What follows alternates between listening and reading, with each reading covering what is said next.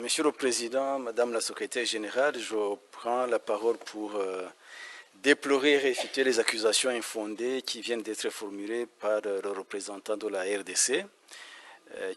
C'est devenu maintenant un rituel dans tous les forats internationaux. Le gouvernement de la RDC a pris l'habitude d'accuser le Rwanda pour les faillites de gouvernance notoires qui caractérisent son pays, qui a décidé d'externaliser ses problèmes internes et a choisi le Rwanda comme le bouc émissaire qui doit être accusé de tout ce qui ne va pas bien. Il a oublié de vous dire qu'il y a plus de 200 groupes armés à l'est de la République démocratique du Congo, dont des groupes armés génocidaires comme le FDLR. Il y a des problèmes de gouvernance notoires qui s'expriment par la discrimination contre certaines communautés de la République démocratique du Congo et qu'à l'est, il se passe un nettoyage ethnique.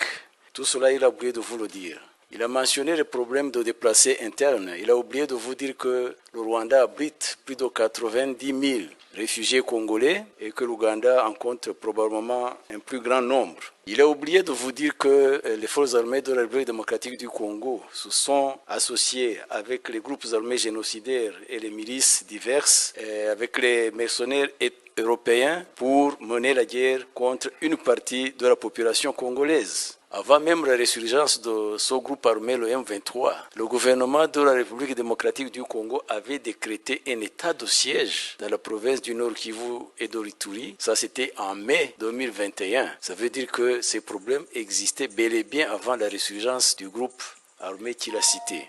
Tout cela, c'est de la diversion. Le problème est politique, c'est un problème interne et le gouvernement de la République démocratique du Congo devrait prendre le courage d'accepter la solution politique qui est proposée par les différents mécanismes régionaux et l'Union africaine. La question de la République démocratique du Congo est une question de gouvernance, c'est une question politique. Une solution politique s'impose et continuer à accuser le Rwanda de tout ce qui ne va pas à la République démocratique du Congo ne va certainement pas apporter une solution à ces problèmes. Je vous remercie.